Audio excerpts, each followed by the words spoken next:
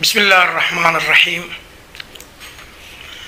الحمد لله الذي لا يبلغ مدحته القائلون ولا يحصي نعماءه العادون ولا يؤدي حقه المجتهدون الذي لا يدركه بعد الهمم ولا يناله غوص الفتن الذي ليس لصفته حد محدود ولا نعت موجود ولا وقت معدود ولا أجل ممدود فطر الخلائق بقدرته ونشر الرياح برحمته ووتد بصخور ميدان أرضه والصلاة والسلام على أشرف الأنبياء والمرسلين سيدنا ونبينا وحبيبنا وحبيب قلوبنا العبد المؤيد والرسول المسدد والمحمود الأحمد والمصطفى الأمجد الذي سمي في السماء أحمد وفي الأرض أبي القاسم محمد اللهم صل على محمد وعلى محمد صلى الله عليه وعلى أهل بيته الطيبين الطاهرين وأصحابه المنتجبين. قال الله سبحانه وتعالى: بسم الله الرحمن الرحيم. إن في خلق السماوات والأرض واختلاف الليل والنهار لآيات لأولي الألباب الذين يذكرون الله قياما وقعودا وعلى جنوبهم ويتفكرون في خلق السماوات والأرض ربنا ما خلقت هذا باطلا سبحانك فقنا عذاب النار. صدق الله العظيم. அளவற்ற அருளாளனும் நிகரற்ற அன்புடையவனுமாகிய எல்லாம் வல்ல அல்லாஹ் சுப்ஹானஹு தஆலாவை புகழ்ந்து நபிகள் நாயகம் ஸல்லல்லாஹு அலைஹி வஆலிஹி வஸல்லம் அவர்கள் மீதிலும் அன்னவர்களின் குடும்பத்தினர்கள் சஹாபாக்கள் நல்லவர்கள் அனைவர்கள் மீதிலும் ஸலவாத்தும் ஸலாமும் சொல்லியதன் பின்னர், அன்புமிக்க இஸ்லாமிய சகோதரர்களே, சகோதரிகளே, இன்று அல் இஸ்லாம் தீனுல் அக்ல், இஸ்லாம் என்பது அறிவு ரீதியான ஒரு மார்க்கம். மனிதனுடைய ஆய்வுக்கும் அறிவுக்கும் உட்பட்டதுதான் எங்களுடைய சன்மார்க்க போதனை என்பது பற்றி உங்களோடு பேசலாம் என்று நினைக்கின்றேன்.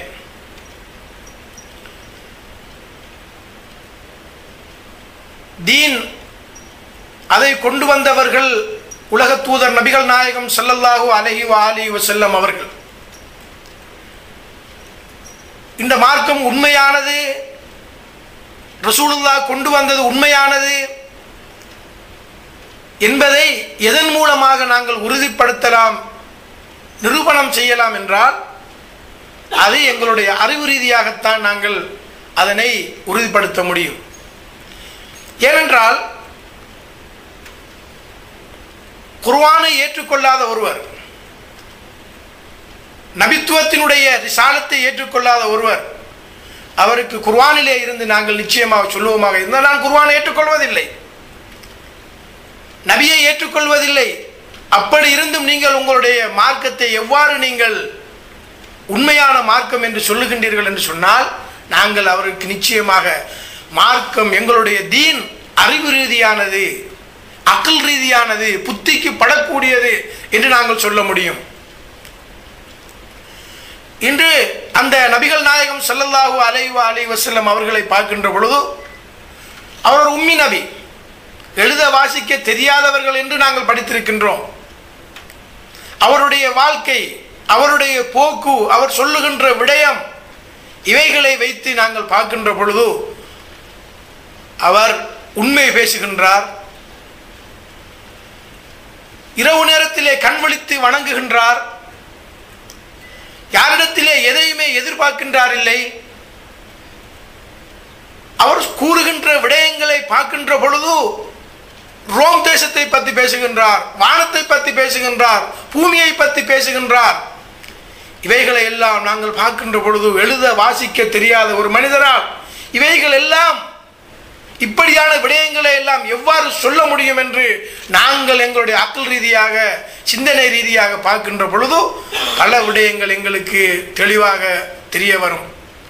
அநியாயம் செய்கின்றார்கள், அவர் வணங்குகின்ற பொழுது பல வகையான கஷ்டங்களை கொடுக்கின்றார்கள், பொருளாதார தடை செய்கிறார்கள், அவர்கள் அடிக்கின்றார்கள், தாய்களே எவ்வாறான கஷ்டங்களை எல்லாம் அவர்கள் சந்தித்தார்கள். அப்படியெல்லாம் இருந்தும் கூட இந்த மார்க்கத்திலே அவர்கள் உறுதியாக இருக்கின்றார்கள். இதற்காக யாரிடத்திலே எந்த கூலியை கேட்டாலும் நாங்கள் பணம் வேணுமா தருகிறோம், பொன் வேணுமா தருகிறோம், பொருள் வேணுமா தருகிறோம், இந்த அரபு நாட்டிலே உங்களுக்கு நீங்கள் விரும்பிய மங்கையை திருமணம் செய்து கொள்ள முடியும் வேண்டுமா நாங்கள் தருகிறோம், நீங்கள் கேட்குகின்ற பொருளாதாரத்தை வேண்டுமா தருகின்றோம். இப்படியெல்லாம் சொல்லியும் கூட அவர் தன்னுடைய கொள்கையிலே உறுதியாக இருக்கிறார். சூரியனும் சந்திரனும் தந்திட்ட போதிலும் என் கொள்கையை விடமாட்டேன் என்றுரைத்த நாயகமே என்று நாங்கள் பார்க்கின்றோம். சூரியனை என்னுடைய வலது கையிலும் சந்திரனை இடது கையிலும் தந்திட்ட போதிலும் இந்த கொள்கையிலே விட்டு நான் ஒருபோதும் பின்வாங்க மாட்டேன் என்று நபிகள் நாயகம் ஸல்லல்லாஹு அலைஹி வஸல்லம் சொல்லுகின்ற பொழுது அவர்கள் கூறுகின்ற வார்த்தை குர்ஆனை சொல்லிவிட்டு அந்த குர்ஆனை போன்ற ஒன்றை கொண்டு வாருங்கள் என்று எழுத வாசிக்க தெரியாத ஒரு மனிதரால் சொல்ல முடியும் என்றால் நாங்கள் சிந்தித்து பார்க்கின்ற பொழுது இந்த 20ஆம் நூற்றாண்டிலே இன்று அறிவும் ஆற்றலும் ஆய்வும் விண்ணகத்தை தொடுகின்ற அளவுக்கு பறந்திருக்கின்ற இந்த தேசத்திலே நாங்கள் பார்க்கின்ற பொழுது நிச்சயமாக இது உண்மையான மார்க்கம், இது உண்மையான தீன் என்று அறிவு ரீதியாக நாங்கள் இந்த மார்க்கத்தை உறுதிப்படுத்த முடியும். எனவே அவர் கொண்டு வந்தது உண்மை, அவர் உண்மையானவர், அவர் கொண்டு வந்த விடயங்களை எல்லாம் நாங்கள் பார்க்கின்ற பொழுது இது உண்மையானது, அறிவுக்குட்பட்டது என்று நாங்கள் நிச்சயமாக இதனை நம்ப முடியும். எங்களுடைய உள்ளத்தினால் அதை நாங்கள் அறிவு ரீதியாக அக்கல் ரீதியாக சிந்தித்து பார்க்கின்ற பொழுது அது அறிவுக்கும் ஆற்றலுக்கும் ஆய்வுக்கும் அப்பாற்பட்டதாக நாங்கள் காண முடியாது. அன்புள்ள சகோதரர்களே, அருள்மறை திருக்குர்ஆன் ஓதுவதற்கு மாத்திரம் வெறுமனே வந்ததல்ல, அல்லது எங்களுடைய வீடுகளிலே, எங்களுடைய தொழிற்சாலைகளிலே, அல்லது எங்களுடைய நாங்கள் வாழுகின்ற இடங்களிலே பரக்கத்து பெறுவதற்காக மாத்திரம் வரவில்லை. குர்ஆனை ஓதுவது அதனை விளங்குவதற்கு, அதன்படி அமல் செய்வதற்கு, அது கூறுகின்ற விடயங்களை எடுத்து நாங்கள் சிந்திப்பதற்கு. ஒது எடுக்கின்றோம் எதற்காக? ஒது என்பதற்காக நாங்கள் ஒது எடுப்பதில்லை. அல் வுது முகத்திமத்துல் லிஸ்ஸலாத், ஒது நாங்கள் தொழுகைக்கு ஒரு முன் ஏற்பாடாக செய்கின்றோம். அதே போன்றுதான் குர்ஆனை ஓதுவது குர்ஆனை விளங்குவதற்காக. ஆகவே நாங்கள் இவ்வாறு இந்த திருமறையிலே இருந்து நாங்கள் விளங்கி பார்க்கின்ற பொழுது இந்த திருமறை என்ன சொல்லுகிறது? சூரத்துல் ஆல இம்ரான் 190வது ஆயத்திலே இன்ன ஃபீ ஹல்கிஸ் ஸமாவாதி வல் அர்த் வக்திலாஃபில் லைலி வன் நஹார் லஆயாத்தின் லிஉலில் அல்பாப், வானம் பூமி இரவு பகல் மாறி மாறி வருவதிலே உங்களுக்கு இறைவனுடைய அத்தாட்சி இருக்கிறது, படிப்பினை இருக்கிறது. இதிலே வருகின்ற லிஉலில் அல்பாப், லப் என்றால் அது அக்ல், சிந்தித்து உணரக்கூடியவர்களுக்கு இதிலே படிப்பினை இருக்கிறது என்று அல்லாஹ் தஆலா கூறுகின்றான். அல்லதீன யذ்குரூனல்லாஹ கியாமன் வ குஊதன் வ அலா ஜுனூபிஹிம் வ யதஃபக்கரூன் ஃபீ ஹல்கிஸ் ஸமாவாதி வல் அர்த் ரப்பனா மா ஹலக்த ஹாதா பாத்திலா சுப்ஹானக ஃபகினா அஸாபன் நார். இதிலே நாங்கள் பார்க்கின்ற பொழுது இதில் என்ன விளங்குகின்றோம்? அறிவுடைய இந்த மக்கள் நின்ற நிலையிலும் இருந்த நிலையிலும் தங்களது விலாப்புறங்களின் மீது, அதாவது தூக்கத்தின் போதும் அல்லாஹ்வை நினைத்து வானங்களையும் பூமியையும் அவனுடைய படைப்பினங்களை பற்றி அவர்கள் சிந்திக்கின்றனர். இதிலே நாங்கள் பார்க்கலாம் ذிக்ர், அல்லதீன யذ்குரூனல்லாஹ, ذிக்ரோடு மாத்திரமல்ல ஃபிக்ரை பற்றி அல்லாஹ் சொல்லுகின்றான். வயத்தஃபக்கரூன், அந்த திக்ரும் ஃபிக்ரும், இறைவனுடைய ஞாபகம் திக்ரோடு மாத்திரம் தஸ்பீஹ் எடுத்துக்கொண்டு நாங்கள் சுப்ஹானல்லாஹ் கலிமா சொல்வது மாத்திரம் அல்ல, அந்த திக்ரோடு இறை ஞாபகத்தோடு அந்த ஃபிக்ரும் வயத்தஃபக்கரூன். எனவே அந்த ஞாபகமும் அந்த சிந்தனையும் ஒன்று சேர்ந்து வருகின்ற பொழுதுதான் அங்கு நிச்சயமாக அக்கல் ரீதியாக இது உண்மையான மார்க்கம், இது உண்மையான வேதம், இது இந்த நபி உண்மையானவர், அவர் சொல்லுகின்ற விடயம் உண்மையானது என்பதனை நாங்கள் அறிவு ரீதியாக நிரூபணம் செய்ய முடியும். இஸ்லாம் இதைத்தான் கூறுகின்றது. அஃபலா தாகிலூன், நீங்கள் சிந்திக்க வேண்டாமா? அஃபலா ததப்பரூன், அஃபலா யததப்பரூன் அல் குர்ஆன் அம்மாலா குலூபின் அக்ஃபாலுஹா, நீங்கள் சிந்திக்க வேண்டாமா? அஃபலா தஅலமூன் ஃபஅ்தபிரு யா உலில் அல்பாப், சிந்திக்க வேண்டாமா? அறிய வேண்டாமா? நீங்கள் படிப்பினை பெற வேண்டாமா? என்ன அல்லாஹ் தஆலா அறிவுக்கு, ஆற்றலுக்கு, சிந்தனைக்கு இதிலே முக்கியத்துவம் கொடுத்து இறைவன் இந்த சிந்தனை மார்க்கம், அறிவு ரீதியான மார்க்கம். எனவே அத்தீன் ஹுவல் அக்ல், அறிவை கொண்டுதான் நாங்கள் என்ன செய்யலாம் என்றால் இந்த மார்க்கத்திலே எங்களுக்கு உறுதியும் யகீனும் இதன் மூலமாகத்தான் ஏற்படும். ஆகவே பரந்து விரிந்து கிடக்கும் இறைவனுடைய இந்த அத்தாட்சியிலே, இந்த இறை அத்தாட்சி என்னும் மகா சமுத்திரத்தில் நீங்களும் ஒரு முறை நீந்தி பழகி அதில் சுழியோடி இந்த உலகத்தினுடைய ரகசியங்களை, விண்ணகம், மன்னகம், வானியல், புவியியல், இதில் இருக்கக்கூடிய விடயங்கள் எல்லாத்திலும் இருந்து நாங்களும் அதை ருசித்து பாருங்கள், ஆராய்ந்து பாருங்கள் என்றுதான் அல் குர்ஆன் எங்களை அறைகூவி அழைக்கிறது.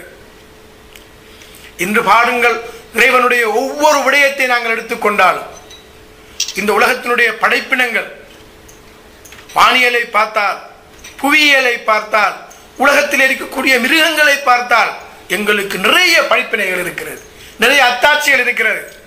சொல்லுவார்கள், நடக்கிற முறை இருக்குத்தான், மனுஷன் பாதையில் நடந்து போகிறத மாற்றிடத்திலிருந்து படிங்க என்று சொல்லி. ஒரு 100 மாடு கொஞ்சம் தூரத்தில் நடந்து போச்சுன்னு சொன்னால் ஒரு அழகா இருக்கும் பார்க்கறதுக்கு. ஒன்று முந்தைய மாடு பிந்தைய மாடு ஒரு சும்மா அதில் பாட்டுக்கு விட்டோம்னு சொன்னால் இயற்கையிலே அது ஒரு அழகா இருக்கும். நாங்கள் தூரத்திலேருந்து பார்க்கறதுக்கு ஒரு 100 வெள்ள மாடு போகுதுன்னா ஜாலா இருக்கு. தியாகம் செய்யறது ஞாயிறத்திலிருந்து படிங்கள்னு சொல்லுவார்கள். நாங்கள்லாம் தூங்குகின்ற பொழுது எங்களை வீட்டிலே முன்னுக்கு இருந்து என்ன செஞ்சோம், அது தூங்காது எங்களை பாதுகாக்கும். நீர் அருந்துவதை ஆடு, ஒரு ஆடு நீர் அருந்தும் பொழுது எவ்வளோ அமைதியாக அந்த தண்ணியை மிக அழகாக குடிக்கும். ஒலியை குயிலிடத்திலே, அழகை மயிலிடத்திலே, இவ்வாறு இதெல்லாம் அறிஞர்களுடைய ஆய்வுக்கும் அறிஞர்களுடைய அத்தாட்சிக்கும் மிகவும் முக்கியமான விடயமாகும். பதீஉஸ் ஸமாவாதி வல் அர்த், வானத்திலும் பூமியிலும் அழகை அல்லாஹ் தஆலா படைத்திருக்கின்றான். இதில் எங்களுக்கு படிப்பினைகளை அல்லாஹ் தஆலா வைத்திருக்கின்றான். இன்று பாருங்கள், ஒரு கட்டிடத்தை, ஒரு பில்டிங்கை கட்டுவதாக இருந்தால் அதுக்குரிய ஒரு என்ஜினியர், அவருடைய மெப், அவருடைய படம், இப்படி எத்தனையோ விடயங்களை செய்கின்றார்கள். கேவலம் ஒரு கரையாம்பூச்சி, ஒரு கரையாங்கூட்டை நாங்கள் பார்த்திருப்போம். அது பார்த்தால் அது எவ்வளவு பொறியியல் ரீதியாக நாங்கள் சிந்தித்து பார்க்கின்ற போது அது எவ்வாறு அந்த கூட்டை கட்டுகிறது, அதற்கு எங்கிருந்து அந்த உள்ளுதிப்பு கிடைத்தது. நாங்கள் சில நேரத்தில் சில ஒரு குருவி கூட்டை பார்க்கிறோம், அது என்ன அழகாக, என்ன விசித்திரமாக, அற்புதமாக அந்த கூட்டை கட்டி முடிக்கிறது என்பதை நாங்கள் பார்க்கின்றோம். இதை பற்றியெல்லாம் உலகத்திலே ஆய்வு செய்தவர்கள் இருக்கின்றார்கள். காட்டுக்கு போய் கரையான் புத்துகளை, காட்டுக்கு சென்று மரங்களில் இருக்கின்ற கூடுகள் அது எப்படி கட்டுகிறது, அதுக்குரிய சிந்தனை என்ன, இதை பற்றி ஆய்வு செய்த ஆய்வாளர்கள் உலகத்திலே பல கிதாபுகளையும் பல புத்தகங்களையும் ஏடுகளையும் எழுதி வைத்திருக்கின்றார்கள். கரையாங்கூடு அது பெரிய அதிசயம், அது பெரிய அற்புதம். அது எவ்வளவு நுணுக்கமாக, எவ்வளவு அழகாக, எவ்வளவு விசித்திரமாக அந்த கூட்டை அது கட்டியிருக்கிறது என்பதை பார்க்கின்ற பொழுது மிகவும் அதிசயிக்கத்தக்க அளவுக்கு, ஆய்வுக்குட்பட்டுகின்ற அளவுக்கு அந்த விடயங்கள் இருப்பதை நாங்கள் பார்க்கின்றோம். இதைத்தான் பார்த்துவிட்டு என்ன சொன்னார்கள், எங்கள் ரப்பே ரப்பனா மா ஹலக்த ஹாதா பாத்திலா, இதை நீ என்ன செய்யவில்லை வீணாக, எங்கள் ரப்பே நீ இவற்றை வீணாக படைக்கவில்லை, எனவே நரக நெருப்பிலிருந்து எங்களை நீ காத்தருள்வாயாக. நாம் பூமியை பார்க்கலாம். இன்று பூமி அல்லாஹு தஆலா எவ்வாறு வைத்திருக்கின்றான்? அலம் நஜ்அலில் அர்ல மிஹாதா. மஹத் என்றால் தொட்டில் தூக்கித்தான, தொட்டிலுக்கு மஹத் என்று சொல்லுவார். மஹத் குழந்தை ஒய்யாரமாக தூங்கி நிம்மதியாக வாழ்வதற்கு வசதியாக அந்த தொட்டிலுக்கு மஹத் என்பார்கள். அதே போன்றுதான் எங்களுக்கு வசதியாக இறைவன் அந்த பூமியை ஆக்கி தந்திருக்கின்றான். இன்று யோசிச்சு பாருங்க, இன்றைக்கு இந்த பூமி எதாலையும் வெட்ட முடியாது, உடைக்க முடியாது என்ற ஒரு நிலையில ஒரு கட்டியாக, ஒரு திண்பமாக, மிச்சம் ஒரு இறுக்கமாக இருந்தால் மனிதன் எவ்வளவு கஷ்டப்படணும். விவசாயம் செய்ய முடியாது, பயிர் செய்ய முடியாது, நீர் அருந்த கிணறு வெட்ட முடியாது, இன்னும் மனிதனுக்கு தேவையான வீடுகள் அமைப்பதற்கு எதுவுமே செய்ய முடியாது. அவ்வாறு அப்படி இல்லாமல் ஒரு சகதியாக எந்த நேரம் பார்த்தாலும் தண்ணி பூமியில் அப்படி ஒரு களிமண்ணாக, ஒரு சகதியாக, ஒரு சேரும் சுரியுமாக எல்லா இடத்திலும் இருந்தால் வாகனம் ஓட்ட முடியாது, நடக்க முடியாது, வேலை செய்ய முடியாது. எனவே அல்லாஹ் தஆலா அலம் நஜ்அலில் அர்ல மிஹாதா, நாங்கள் பூமியை ஒரு விரிப்பாக உங்களுக்கு ஆக்கி தரவில்லையா?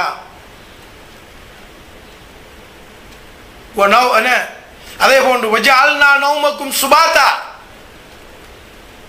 தூக்கத்தை நீங்கள் ஓய்வு பெறக்கூடிய ஒரு ஓய்வகமாக, நாங்கள் ஓய்வெடுக்கக்கூடியதாக நாங்கள் உங்களுக்கு ஆக்கி தரவில்லையா? சுபாத், சபத் என்பதை சனிக்கிழமை, யௌமு சபத் என்ற சனிக்கிழமை, அநேகமா வெள்ளிக்கிழமை சனிக்கிழமை எல்லாருக்கும் லீவான நாள். பாருங்க அல்லாஹ் தஆலா எவ்வாறு தன்னுடைய அந்த ஆயத்துகளை, வசனங்களை எப்படி தருகின்றான் என்று பாருங்கள். அவை ஓய்வு பெறக்கூடிய ஒரு நிலையிலே தூக்கத்தை நாங்கள் உங்களுக்கு தரவில்லையா?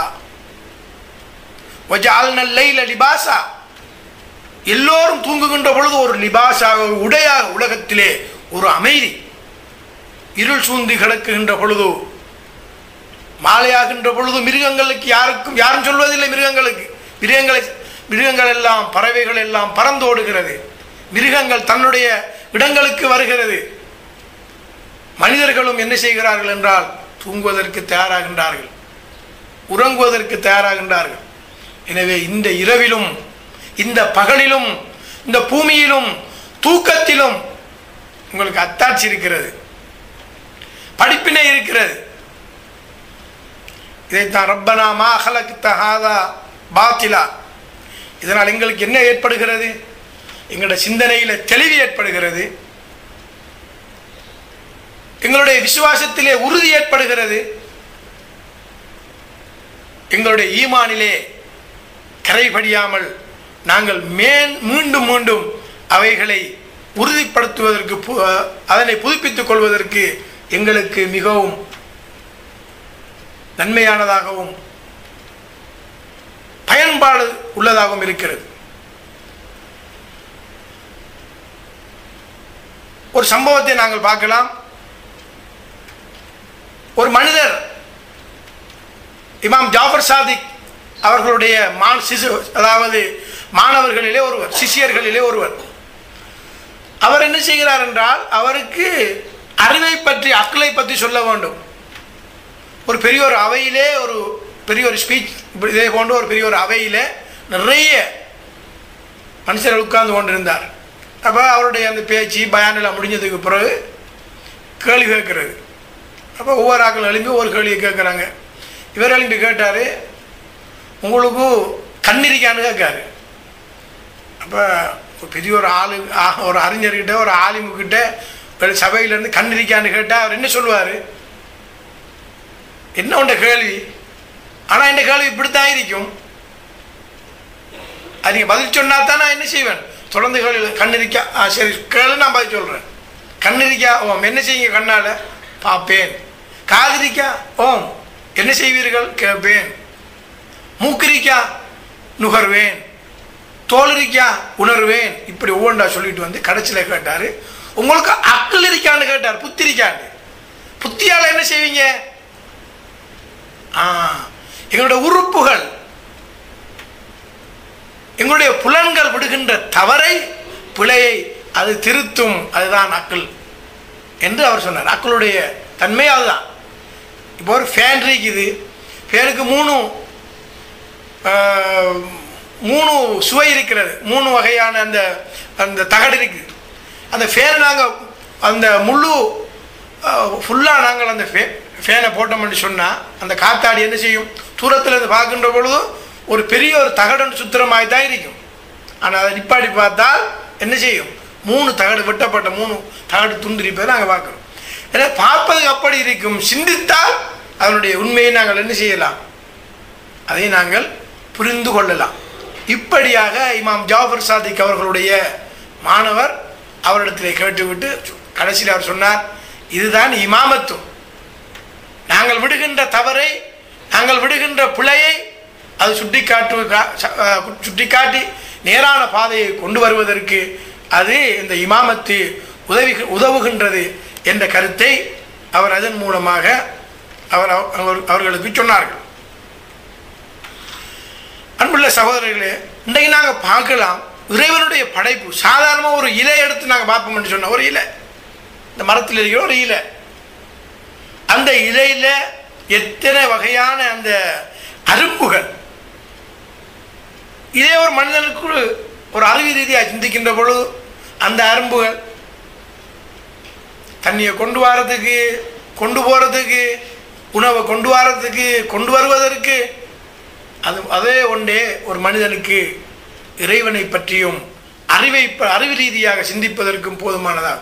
இன்றைக்கு சில நாடுகளில், சில தலைநகரங்களில் நாங்கள் ஒரு கீழுக்கு தோண்டி பார்ப்போம்னா எத்தனை வயர், அங்கே எத்தனை வகையான பொறியியலாளர்கள் தண்ணிக்கு, அதே போன்று மலசலத்துக்கு, அதே போன்று மின்சாரத்துக்கு, இப்படியாக எத்தனையோ வகையான ஒரு வயரும் பைப்பும் குழாயும் போவதை நான் பார்க்குறோம். ஆனால் ஒரு இலையை நாங்கள் எடுத்து சிந்திச்சு பார்ப்போம்னு சொன்னால் அந்த ஒரு இலையே எங்களுக்கு இறைவனுடைய மாரிஃபத்துல்லா, அல்லாஹ்வுடைய மாரிஃபத்தை, இறைவனை பற்றிய அறிவை சிந்திப்பதற்கு அது ஒன்றே எங்களுக்கு போதுமானதாகும். எனவே இந்த மார்க்கம் ஹக்கானது, உண்மையானது என்பதை விளங்கிக் கொள்வதற்கு இது ஒன்றே எங்களுக்கு போதுமானதாகும். நாங்கள் படைக்கப்பட்ட நோக்கம் என்ன, இந்த உலகத்துக்கு வந்த நோக்கம் என்ன? சில காலங்கள் நாங்கள் வாழ்ந்து உண்டு உடுத்து உறங்கிவிட்டு நாங்கள் மரணித்து விடுவதுதான் என்றிருந்தால் இந்த உலகத்தை அல்லாஹு தஆலா படைத்ததனுடைய அந்த நோக்கம் இல்லாமல் போய்விடும். ஒரு சம்பவத்தை பார்க்கிறோம்.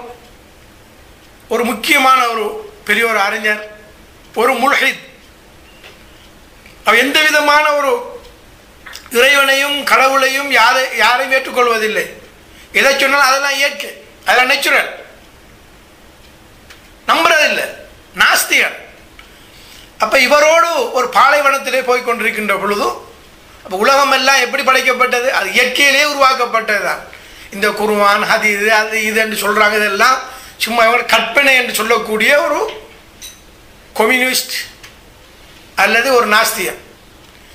அப்போ பாலைவனத்துக்கு போனதுக்கு பிறகு அங்கே ஒரு அழகான ஒரு மாளிகை, ஒரு வீடு கட்டப்பட்டிருக்கிறது. அப்போ அவர் கேட்டார், தன்னோடு வந்த அந்த பெரியாரிடத்திலே கேட்டார், இந்த மாளிகையை கட்டின யார்? அவர் ஒருத்தரும் கட்டல, தானாக உருவாகினது தான் என்று அவர் சொன்னார். நீங்கள் என்ன சொல்கிறீங்க? இப்படி ஒரு மாளிகை இந்த இடத்துல தானாக உருவாக்க முடியுமா? அதுக்கு ஒரு இன்ஜினியர் வேணும், அதுக்கு ஒரு நல்ல ஒரு வரைபடம் வேணும், அதுக்குரிய கல், மண், சீமந்த், தண்ணி எல்லாம் வேணும், அதை கட்டி இவ்வளோ அளவுபடுத்துவதற்கு. அப்படி என்றால் கேவலம் இந்த ஒரு வீட்டுக்கு, இந்த ஒரு மாளிகைக்கு இப்படியாக ஒருவன் இருக்க முடியும் என்றால், இந்த பிரமாண்டமான இந்த உலகத்தை படைத்த அந்த ரப்புல் ஆலமீன் அவன் எவ்வாறான அறிவும் ஆற்றலும் சக்தியும் படைத்தவனாக இருக்க முடியும் என்று அந்த மனிதரிடத்திலே அந்த அறிஞர் அவர்கள் கேட்கின்றார்கள். நாங்கள் வைத்துக் கொள்வோம், குர்ஆன் இல்லை உலகத்தில், எந்த விதமான வேதம் இல்லை, குர்ஆன் இல்லை, இஞ்சில் இல்லை, ஜபூர் இல்லை, நபி இல்லை, மார்க்கம் ஒன்றுமே இல்லைன்னு வைத்துக் கொள்வோம். நான் ஒரு மனுஷன் கஷ்டப்படுறான், உண்ண உணவில்லை, வீட்டில் பிரச்சனை, பிள்ளைகளால் கஷ்டம், இன்றைய சாப்பாடு கூட வசதி இல்லை. ஒரு ஆள் கொண்டு வந்து 1000 ரூபா காசு கொடுக்காரு, அல்லது என்ன செய்கிறார், ஒரு 10 தீனாரை கொண்டு வந்து கொடுக்காரு, பிஸ்மில்லா, நாங்கள் என்ன சொல்லுவோம், அவருக்கு ஜஸாக்கல்லான்னு சொல்லுவோம், தேங்க்ஸ் பண்ணுவோம் அவரை. இது எங்கேருந்து வந்துச்சு என்றால் எங்களுடைய அக்கல், எங்களுடைய புத்தி, எங்களுடைய புத்தியும் எங்களுடைய அறிவும் தான் சொல்லுகிறது நீ அவருக்கு நன்றி செலுத்த. இறைவனே நம்பாத ஒரு நாஸ்திகனிடத்தில் கூட காலில் ஒளிந்திருக்கின்ற பொழுது நல்ல ஒரு ரோஜா பூ ஒன்று, ஒரு மல்லிகை பூ ஒன்று, மணக்கிற பூவை கொண்டு கொடுத்து பாருங்க, அவன் தான் தேங்க்யூ, தேங்க்ஸ், நன்றின்னு சொல்லுவான். அது எங்கேருந்து வந்துச்சு? அது குர்ஆன் சொன்னதா, அது இது சொன்னதா? இல்லை, மனிதனுடைய அக்கல் சொன்னது. நல்லவு செஞ்சா நீ என்ன செய், அவருக்கு பிரதி உபகாரம் செய். இதன் மூலமாகத்தான் நாங்கள் எங்களுடைய தீனை, எங்களுடைய மார்க்கத்தை நாங்கள் பார்க்கின்ற பொழுது எங்களுடைய நபியை ரசூலுல்லாவை நாங்கள் பார்க்கின்றோம். இந்த அடிப்படையில் பார்க்கின்ற பொழுது, அறிவு ரீதியாக நாங்கள் சிந்திக்கின்ற பொழுது அவர் ஒரு உண்மையானவர், எந்த விதமான ஒரு கூலியையும் எதிர்பார்க்காமல் அவர் இந்த மார்க்கத்தை பற்றி பேசுகின்றார். இதிலே பல அற்புதங்களை அவர் சொல்லுகின்றார் என்பதை எல்லாம் நாங்கள் விளங்கக்கூடியதாக இருக்கின்றது. அறிவில்லாமல் குர்ஆன் சொல்லுகிறது அல்லது நபி சொன்னார்கள் என்று அறிவில்லாமல் நாங்கள் இதை விளங்குவோமாக இருந்தால் ஒரு காலம் என்ன செய்ய முடியாது. இத அத்தல் நல் அகல் அத்தல் ந ஷராயின், அறிவில்லாமலுக்கு இருந்தால் மார்க்கம் சரியான முறையில் எங்களால் என்ன செய்ய முடியாது, ஊகிக்க முடியாது. இஸ்லாம் சிந்தனையை தூண்டி எங்களுக்கு சிந்தனைக்கு உறுதியாக, சிந்தனைக்கு படக்கூடியதாகத்தான் மார்க்கம் இருக்கிறது. நாங்கள் பார்க்கலாம், எங்களுடைய அதாவது அஹ்ல் பைத்தை பின்பற்றுகின்ற அடிப்படை இதிலே அல் குர்ஆன், அல் ஹதீஸ், அல் இஜ்மா, அடுத்த அல் அக்ல்.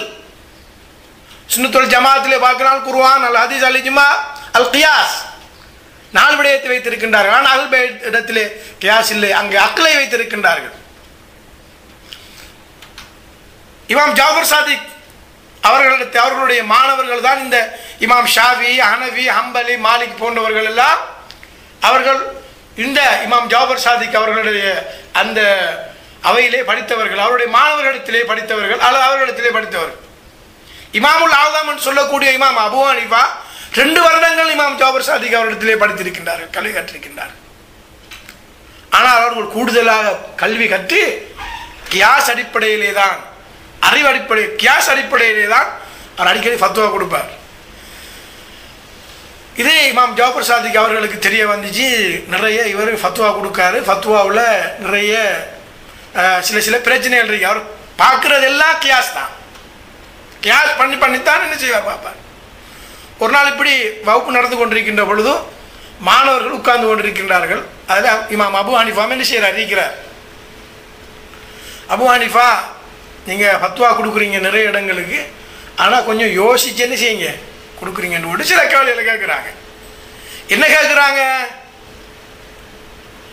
இந்திரியம் நஜிஸா, நஜிஸ் கூடையா, அல்லது மணி அல்லது சிறுநீர் நஜிஸ் கூடையான்னு கேட்குறாங்க.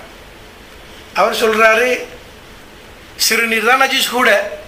இல்லையே, ஒரு மனிதன் சிறுநீர் கழித்தால் என்ன செய்யணும், அவன் தண்ணியால் கழுவினா போதும், இந்திரியம் வந்தால் குளிக்கணும்.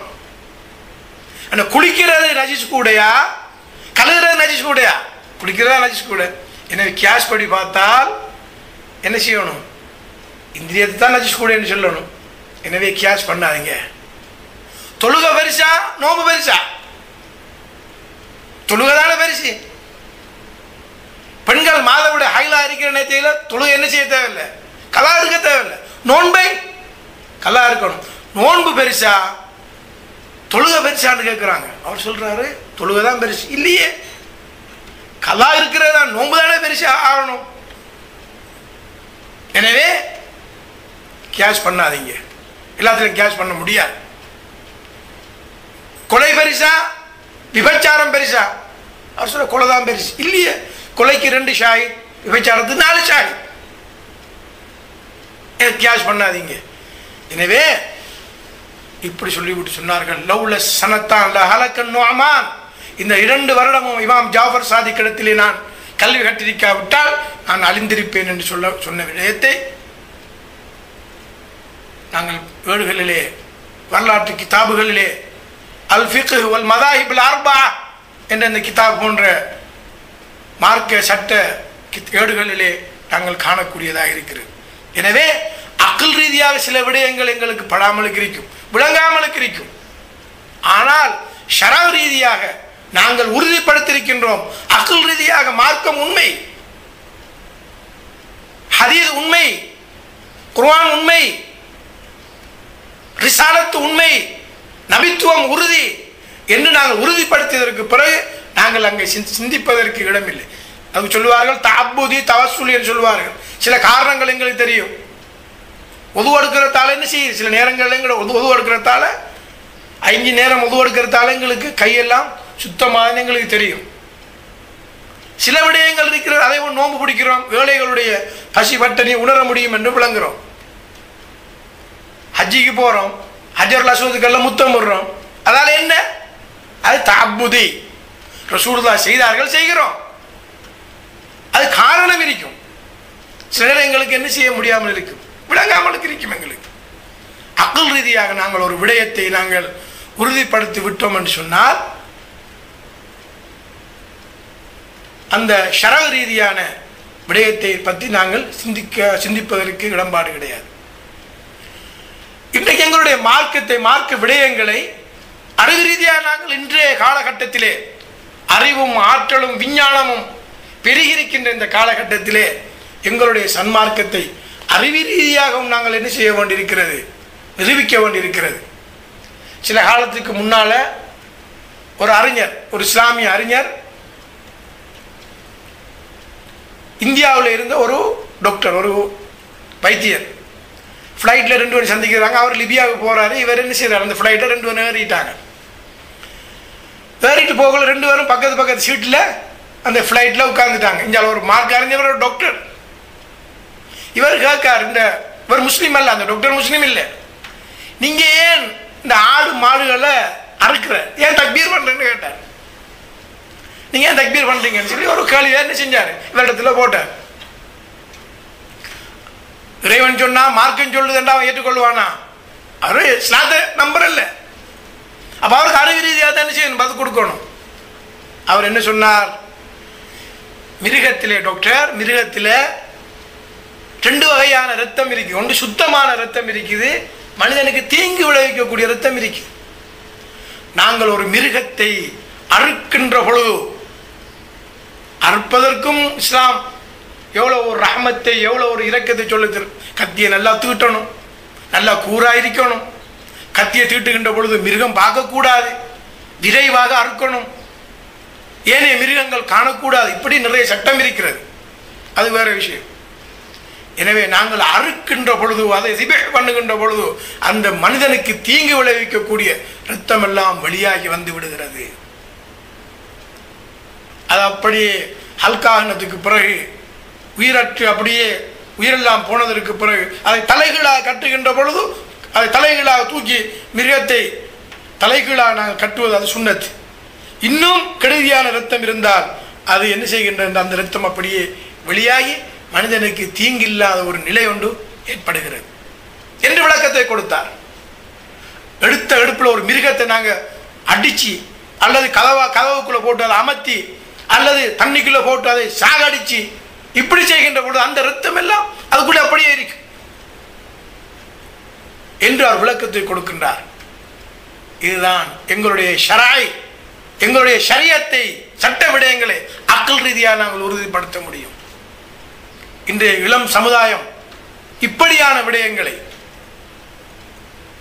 இப்படியான சிந்தனையை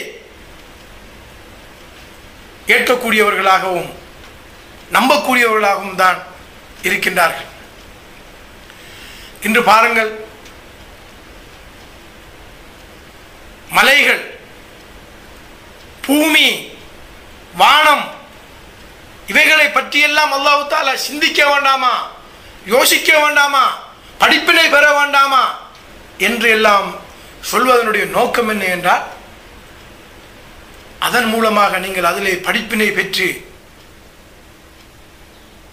உங்களுடைய விசுவாசத்தையும் நம்பிக்கையையும் உறுதிப்படுத்திக் கொள்ள முடியும். இது இந்த இவ்வாறான இறைவனுடைய இந்த படைப்புகளுக்குள்ளே இவ்வாறான அத்தாட்சிகள் இருக்கிறது. சிந்திச்சு பாருங்க, சும்மா நாம கொஞ்சம் யோசிப்போம். இந்த 7 வானம் இருக்கு, அதுக்கு மேல என்ன இருக்கு, அதுக்கு அங்கால என்ன இருக்குது? விஞ்ஞானம் அதுக்கு அங்கால போக முடியுமா? பூமி இருக்கிறது, 7 பூமின்னு சொல்லுவாரு, அல்லது எத்தனை பூமியா இருக்கட்டும், போய் போய் போய் போய் நாங்கள் பார்ப்போம் அதுக்கு அங்கால என்ன இருக்கும். அது முடிவு காண முடியாத ஆய்வுகளுக்கு, இதுவரைக்கும் செஞ்ச ஆய்வுகளுக்கு அப்பாலும் இன்னும் எத்தனை ஆய்வுகள் செய்ய வேண்டியிருக்கிறது.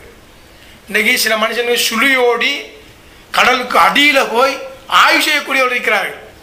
இன்றைக்கு ஸ்ரீலங்கா, இந்தியா போன்ற நாடுகளில் அந்த சிலர்கள் என்ன செய்வார்கள் என்று சொன்னால், அந்த சுழியோடி சில இறால் இருக்குது, அல்லது இன்னும் எத்தனையோ இதுக்காக என்ன செய்வார்கள், கேஸ் பலூன் எல்லாத்தையும் உடம்புல போட்டுவிட்டு அப்படியோ கடலுக்குள்ளே குதிப்பார்கள். சிலர்கள் உயிரை போக்குறாக்களும் இருக்கிறது. அப்போ கடல் அட்டை பிடிச்சி விற்கிற நல்லா அங்கே எல்லாம் என்ன, இப்போ ஸ்ரீலங்கா போன்ற நாடுகளில் கடல் அட்டை பிடிச்சி நல்ல விலைக்கு விற்கலாம், ஏற்றுமதி செய்யலாம். கடலுக்குள்ளே போனால் அங்கே எத்தனையோ வகையான மீன், சில மீன் பாட்டு படிச்சுட்டு இருக்குமா, சில மீன் எலும்பிட்டு நிற்கும், சில மீன் ஆடும், சில இறால்கள் அதனுடைய நிறம், அது கடலுக்குள்ள எத்தனையோ வகையான அதிசயங்களை எங்களுக்கு சொல்வார்கள். அல்லாஹ் தஆலா அவனுடைய படைப்பு, அவனுடைய அத்தாட்சி, அற்புதம், அதை நாங்கள் கடல்களுக்குள்ளே நாங்கள் பார்க்கிறோம், காட்டிலே பார்க்கலாம். இன்றைக்கு நாங்கள் வீடு கட்டுவதற்கு, கதவு ஜன்னல் செய்வதற்கு, அல்லது வீட்டுக்குரிய கூரை வெய்வதற்கு காட்டு மரத்தை தான் கூடுதலாக எடுப்பார்கள். காட்டு மரத்துக்கு தண்ணி ஊத்துற யாரு, சாப்பாடு கொடுக்குற யாரு, அது வானம் பார்த்தான்னு சொல்லுவார்கள். மழை வந்தால் என்ன செஞ்சு கொள்ளும், அதுக்கு தேவையான விடயங்களை எடுத்துக்கொள்ளும். ஓடைகளில் வீட்டில் வளர்க்குற மரங்களை பாருங்க, எந்த நேரம் தண்ணி, காலத்தால் எழுமுனா வீட்டில் இருக்கிறார்கள் என்ன செய்யணும், அல்லது வீட்டில் வேலை செய்கிறார்கள் அல்லது வீட்டில் உள்ள வீட்டு சொந்தக்காராக்கள் தண்ணி ஊற்றுவாங்க, அதுக்குரிய பயிர்களை இது பண்ணுவாங்க, அங்கே அலைஞ்சால செழிஞ்சிடாமல் அதுக்கு முட்டு கொடுப்பாங்க, கம்பை கொடுப்பாங்க, இழுத்து கட்டுவாங்க, எல்லாம் நடக்கும். ஆனால் காட்டு மரத்தை பற்ற வச்சு பாருங்க, வீட்டில் இருக்கிற மரத்தையும் பற்ற வச்சு பாருங்க, எப்படி இருக்குமென்னு சொல்லி. இது கெதியா நினைஞ்சிரும், கெதியா பற்றி முடிஞ்சிடும். தீ மூட்டுற என்றாலும் காட்டு மரம் நீண்ட காலமாக என்ன செய்யும், நின்று பிடிக்கும். கதவுகள், ஜன்னல், அடுத்து கூரை, இது வேறு என்றாலும் என்ன செய்யும், காட்டு மரம் தான் நின்று பிடிக்கும். பாருங்க அல்லாஹ் தஆலா எப்படி இந்த உலகத்திற்கு மனிதர்களுடைய சேவைகளுக்காக, மனிதர்களுக்காக அல்லாஹ் தஆலா இவையெல்லாம் எங்களுக்கு படிப்பினைக்காக, உணர்வதற்காக இறைவனுக்கு சுப்ஹானஹு தஆலா தந்திருக்கின்றான் என்பதை நாங்கள் ஒரு கணம் சிந்தித்து பார்க்க வேண்டியிருக்கிறது. சிந்தனைக்குத்தான் இஸ்லாம் முக்கியத்துவம் கொடுத்திருக்கின்றது. நீங்கள் சிந்தித்து பாருங்கள், யோசித்து பாருங்கள், படிப்பினை பெறுங்கள். தபிரு அஃபலா தஅலமூன் அஃபலா தஅகிலூன். நீங்கள் சிந்திக்க வேண்டாமா, படிப்பினை பெற வேண்டாமா? இதிலே தபிரு யா உலில் அல்பாப், சிந்திப்பவர், சிந்தித்து உணரக்கூடியவர்களுக்கு இதில் நிறைய அத்தாட்சிகள் இருக்கிறது என்று அல்லாஹு தஆலா சொல்லி காட்டுகின்றான்.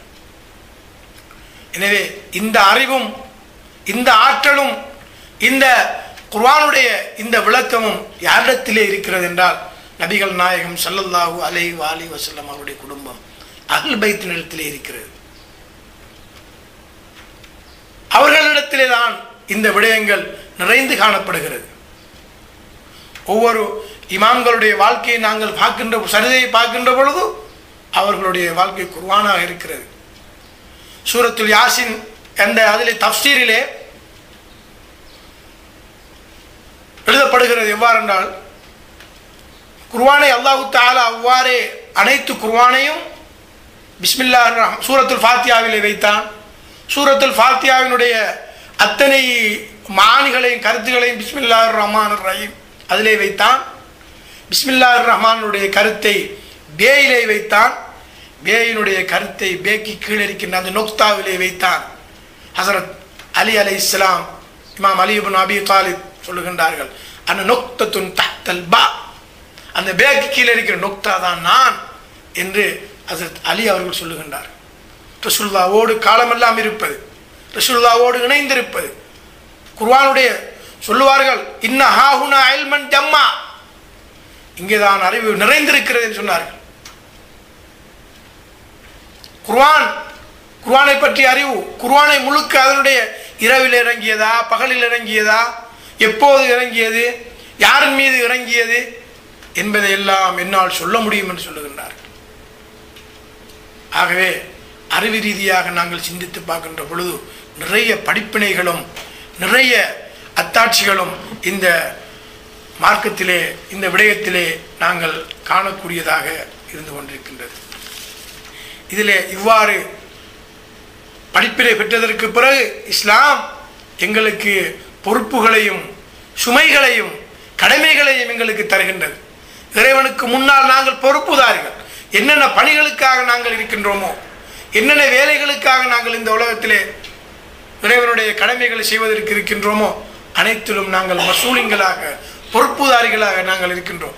அதற்காக வேண்டித்தான் வக்கினா அதாபன்னார், இதில் நாங்கள் எது பிழைகள் செய்திருந்தால், தவறுகள் செய்திருந்தால், இறைவா நீ மன்னிப்பாயாக, மன்னித்து அருள் பாலிப்பாயாக, உன்னுடைய நரக வேதனையை விட்டும் பாதுகாப்பாயாக என்று நாங்கள் இந்த அல் குர்ஆனுடைய இறுதி வசனத்திலே இன்ன ஃபீ ஹல்கிஸ் ஸமாவாதி வல் அர்த் வக்திலாஃபில் லைலி வன் நஹார் லஆயாத்தின் லிஉலில் அல்பாப் அல்லதீன யذ்குரூனல்லாஹ கியாமன் வ குஊதன் வ அலா ஜுனூபிஹிம் வ யதஃபக்கரூன ஃபீ ஹல்கிஸ் ஸமாவாதி வல் அர்த் ரப்பனா மா ஹலக்த ஹாதா பாத்திலா சுப்ஹானக ஃபகினா அஸாபன்னார். ஆகவே சகோதரர்களே, சகோதரிகளே, நாங்கள் எங்களுடைய மார்க்கத்தை, எங்களுடைய தீனை அக்குள் ரீதியாக, புத்தி ரீதியாக, சிந்தனை ரீதியாக நாங்கள் நிரூபிக்க முடியும். நாங்கள் இதுவரைக்கும் இந்த அக்குள் ரீதியாக, சிந்தனை ரீதியாக நாங்கள் பல விடயங்களை பற்றி ஆய்வு செய்தோம். அல்லாஹு தஆலா அல்லதீன யذ்குரூன அல்லாஹ், திக்ரை பற்றி சொல்லிவிட்டு வயதஃபக்கரூன், சிந்திப்பார்கள், யோசிப்பார்கள், என்ன நிலையிலே இருந்தாலும் அவ்வாறு தான் அவர்கள் இருப்பார்கள் என்று அல்லாஹ் தஆலா சொல்வதிலே திக்ரும் ஃபிக்ரும் சேர்ந்ததுதான் எங்களுடைய தீன், எங்களுடைய மார்க்கம்.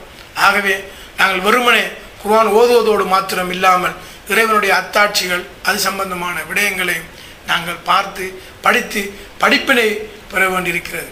எனவே எந்த விடயங்களை கேட்டோமோ, செவிசாய்த்தோமோ, அந்த விடயங்களில் இருந்து படிப்பினை பெறுவதற்கு, அதிலிருந்து நல்ல விடயங்களை கற்றுக்கொள்வதற்கு எல்லாம் வல்ல ரப்புல் ஆலமீன் எனக்கும் உங்களுக்கும் அருள் செய்வானாக என கேட்டு என்னுடைய இந்த பேச்சை செவிமடுத்து கொண்டிருந்த உங்கள் அனைவர்களுக்கும் நன்றி கூறி, இறுதியிலே சில நிமிடங்கள் ஏதும் கேள்விகள் இருந்தால் கேட்டு தெளிவு கொள்ளுமாறு உங்களிடத்திலே கேட்டு விடைபெறுகின்றேன்.